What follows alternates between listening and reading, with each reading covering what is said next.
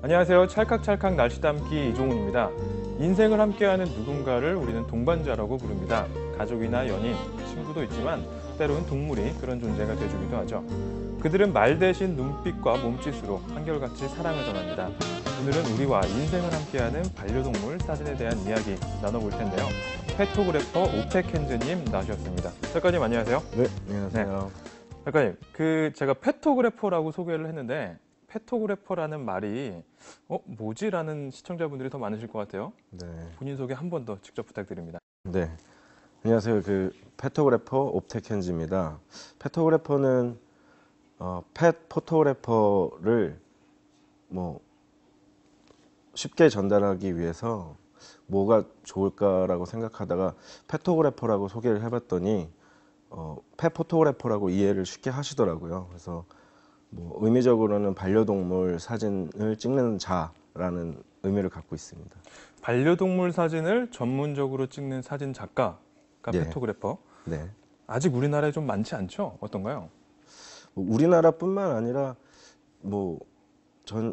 세계적으로도 전문적으로 펫만 관련해서 찍는 사람은 이렇게 많이 알려져 있지는 않는 것 같아요. 그래서 저도 그 부분을 펫을 좀 전문적으로 집중적으로 찍어보고 싶어서 그런 네이밍을 만들고 이렇게 활동하게 되었습니다. 근데 이게 그럼 취미로 이렇게 주변에 있는 동물들을 찍어주기도 하고 누군가한테 또 그 사진이 선물로 가기도 하고. 그렇죠. 이거를 이제 직업으로 한다는 건 사실 쉽지 않은데 어떤 특별한 계기가 있었나요? 아, 네. 이거를 조금 더 오래전부터 하고 싶었는데요. 그때는 하고 싶다라는 말을 했을 때 이렇게 좋아하거나 괜찮다라는 생각을 주변에서 해주지는 못하셨던 것 같아요. 근데 이제 여행을 통해서 미국에 가게 됐는데 어떤 불독의 한 종인 스텔라라는 한 강아지를 보고 오히려 제가 기르는 강아지보다 여행에서 만난 그 강아지와 제가 소통이 더 잘 되고 교감을 하고 있다라는 사실을 느끼면서 이거를 좀 더 집중적으로 활동하고 싶다라는 생각을 했습니다. 작가님이 이쪽 길에 들어서게 된 계기가 된 그 사진들 어떤 사진인지 굉장히 궁금해지는데요. 네. 함께 보면서 이야기 좀 나눠보겠습니다. 자, 지금 이 사진인가요? 저희가 계속 띄어져 있던 예. 이 친구가 스텔라라는 강아지 맞나요? 네, 맞습니다. 미국에서 만난. 눈동자가 좀 특이한 것 같아요. 파란 눈인 것 같은데 맞나요? 어때요? 네, 이게 정면에서 보면은 이게 라이트를 켜서 찍었더니 그러네요. 색깔이 아예 다르게 예. 나오고요. 자체가 오드아이라는 종이어서 눈이 짝짝이인 이 견종입니다. 저는 고양이에만 있는 줄 알았는데 강아지 중에도 이런. 네, 강아지들한테도 어떻게 보면 돌연변이 종이죠. 어떻게 만나게 되신 거예요, 근데? 여행 도중에 이게 카센터에서 기르는 강아지예요. 근데 제가 차를 궁금해해서 물어보다가 거기에 불독 한 마리가 살고 있어서 저도 이제 불독을 기르고 있다 보니까 반가워갖고 이제 쓰다머 주다가 이 친구랑 친해져갖고 여행을 보름 정도 연장을 했어요. 이 친구를 위해서. 그래서 미국의 캘리포니아 해변이 좋은 데가 많지 않습니까? 그래서 그런 데를 이제 돌아다니면서 이제 동반 여행을 하게 된 거죠. 네, 그러면서 이 친구가 저를 너무 바라봐주고 그다음에 잘 따르고 해서 이 친구 이 몸에다가 이제 소형 카메라를 다룬 겁니다. 등에 이렇게 뭐가 네모난 게 있네요? 예. 그래서 이 친구는 저를 찍어주고 저는 이 친구를 찍어주면서 그거 좋네요. 네, 해변을 돌아다니면서 사진 찍게 됐어요.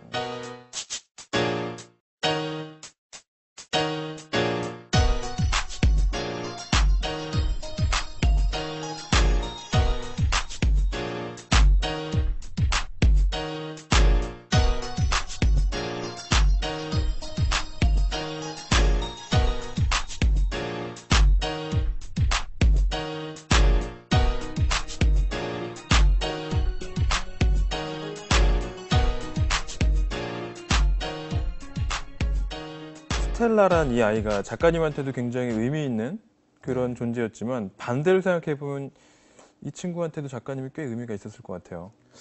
그럴 것 같아요. 이 친구의 실제 반려인 주인분도 그 놀러 온 여행객에게 자신의 강아지를 빌려주기란 쉬운 일은 아니잖아요. 그렇죠. 네. 근데 거의 일주일 넘게 제가 이 친구가 너무 좋아서 멋있는 곳에서 사진 한번 찍어주고 싶다라고 했을 때 흔쾌히 뭐 어떻게 보면 빌려주시는 거예요. 그렇죠. 그래서 나중에 이제 물어봤죠. 어떻게 해서 이렇게 빌려줄 수 있게 있었냐 했더니 그 친구의 말이 되게 인상적이었는데요.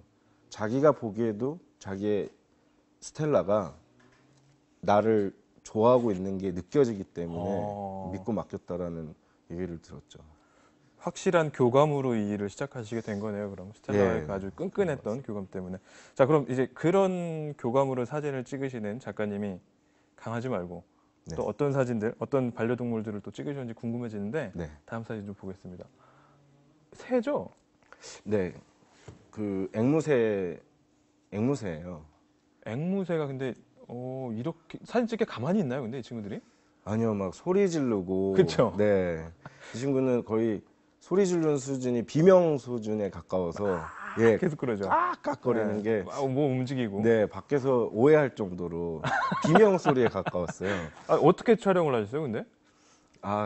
뭐 이제 특성을 들어가면서 이 반려인분한테 이 특성을 설명받으면서 이제 이런 특성이 있고 이럴 때는 놀라고 날아가고 이런 걸 잘 설명을 듣고 거기에 맞게 뭐 유도해서 촬영을 했습니다.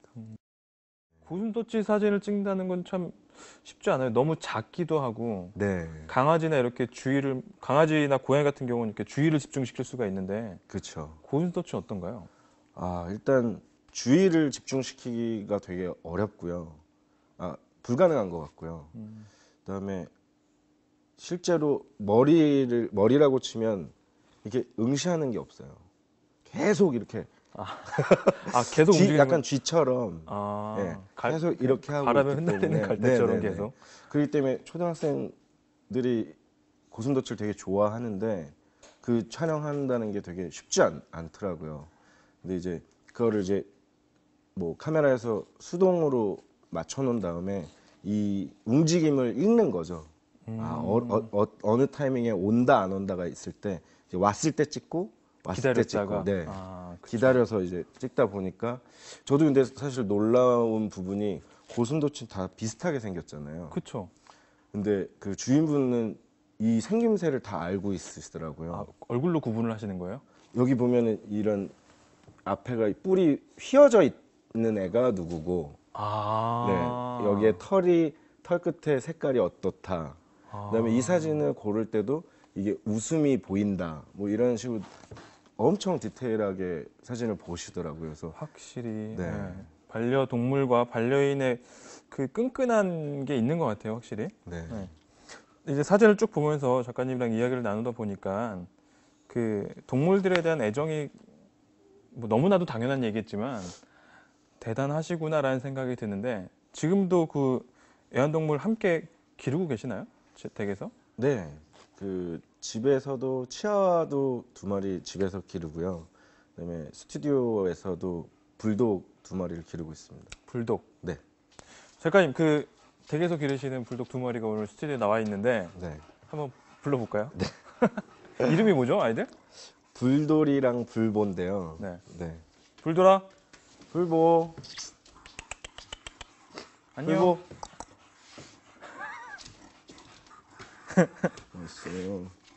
지금 이 친구 이름이 뭐죠? 이 친구가 불보예요. 불보요? 네. 저는 불보를 보니까 작가님과 똑같이 생긴 아이구나 라는 생각 첫 번째. 두 번째, 엉덩이가 어쩜 이렇게 이쁜가요? 엉덩이가 너무 이쁘네요, 진짜. 카메라 잡히고 있나요? 매력적인 밑에. 어이구. 그러니까 이 친구 몇 살이에요, 지금 불보는? 6살이에요. 6살? 네. 그럼 언제부터 키우게 되신 거예요? 몇 살 때부터? 아기 때 3개월 때부터 데리고 왔습니다. 그러면 불보한테는 평생의 동거인이네요, 작가님이? 그렇죠. 그렇게 되는 거죠? 작가님 이제 불돌이랑 불보랑 또 이제 6년 넘게 이렇게 생활을 함께 하시다 보면은 사실 저도 그런 거 많이 느꼈는데 내가 이 반려동물을 닮아가고 이 동물이 나를 닮아가는구나라는 걸 문득문득 느낄 때가 있거든요. 네, 작가님 어떤 그런 경험 있으신가요? 그렇죠. 제 생각에는 반려동물을 선택하는 것부터가 자기 닮은 애들을 선택하는 것 같고요. 그리고 이 친구들이랑 지내다 보니까 관찰을 많이 하게 되잖아요. 그러다 보니까 제 성격도 이 친구들처럼 좀 이렇게 약간 유쾌해진다고 그럴까요? 예. 같이 좀 어슬렁대기도 하고, 예. 이제 산책을 가도 좀 날렵한 반려동물일 경우에는 같이 뛰기도 하는데 이 그렇죠. 친구들은 뛰질 못하니까 예. 그냥 또 어디 가니? 그랬던 것 같습니다. 맞아요. 그 동물마다 표정이 이렇게 좀 다양한가요? 어때요? 뭐 예를 들면 뭐 삐져 있는 표정이라든지 화가 나 있는 표정이라든지 이렇게 좀 다양할 것 같기도 하고 아닐 것 같기도 하고 어떠세요? 그 표정은 이 관찰하는 뭐 촬영자한테 달린 것 같아요. 그러니까 피사체에서 반려동물이 이제 힘들어하고 있는데 그게 웃어 보이는 모습으로 사실 담기기도 하고 그 친구들은 웃고 즐겁고 재미난데 또 그 순간 촬영하면 화난 것 같이도 촬영이 되는 부분이 그 촬영자가 너무 많은 걸 의도하고 있으면 그 의도하는 부분이 잘 안 담기고 그 자체를 바라보면서 관찰하면서 그 매력이 무엇일까, 과연 무엇이 담길까 이런 기대감으로 촬영할 때 더 좋은 것을 얻게 되는 것 같아요. 자, 작가님 SNS 활동하고 계시죠? 네, 최근에 보면은 SNS 뭐 이렇게 해시태그라고 해서 네. 사진을 검색할 수 있게 되잖아요. 네. 저도 이제 최근에 새로운 SNS를 몇 가지 시작하다 보니까 의외로 자기 반려동물의 사진을 찍어서 올리시는 분들이 굉장히 많더라고요. 네, 뭐 같이 보고 싶은 사진이기도 하고 남한테 자랑하고 싶은 사진이기도 하고 네. 그런 분들도 이미 이제 페토그래퍼라고 우리가 불러도 되는 걸까요? 그럼요. 저도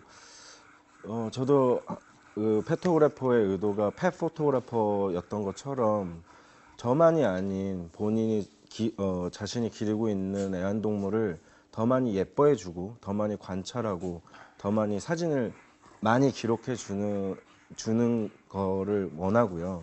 저도 이제 그런 사진을 많이 보는 걸 좋아했고 그러다 보니까 저도 그 친구들을 찍어주게 된 거잖아요. 그러다 보니까 너도 나도 페토그래퍼이고 싶어 하고 또 더 잘 찍으려고 하면 그게 저한테도 원동력이 될 것 같다는 생각이 들었어요. 사실 반려동물을 찍는 게 그냥 동물을 찍는 게 아니라 반려인과 동물의 교감을 찍는 거잖아요. 그렇죠. 네, 어떻게 보면 또 그것도 역사를 기록하는 과정이라고 볼 수 있겠네요.